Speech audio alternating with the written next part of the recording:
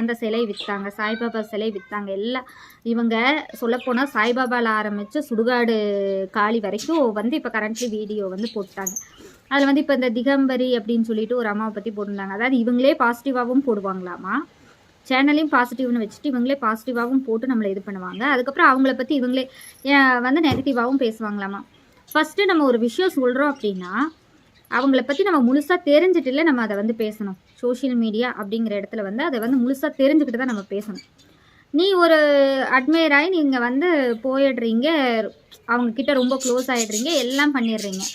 கடைசியில் அவங்களோட சுயரூபம் தெரிஞ்சதுக்கப்புறம் அவங்க இப்படி தான் அப்படின்னு போட்டால் இது வந்து ஒரு பிஸ்னஸ் ஸ்ட்ராட்டஜியாக தான் நான் சொல்லுவேன். கண்டிப்பாக 100% நான் சொல்லுவேன். அதுக்கு என்ன வேணால் விளக்கம் வந்து யார் வேணால் நினச்சிக்கிட்டு கொடுக்கட்டும். பட் இது வந்து ஒரு பிஸ்னஸ் ஸ்ட்ராட்டஜி. என்னன்னு பார்த்தீங்கன்னா அவங்கள ஃபேமஸ் பண்ணி விட்றது. இவங்கள ஃபேமஸ் பண்ணி விட்டுட்டு திருப்பி இவங்களா நெகட்டிவாக பேசுனாங்கன்னா இன்னும் நிறைய பேர் நம்ம பார்ப்போம்ல. இதுதானே நம்மளோட மென்டாலிட்டி.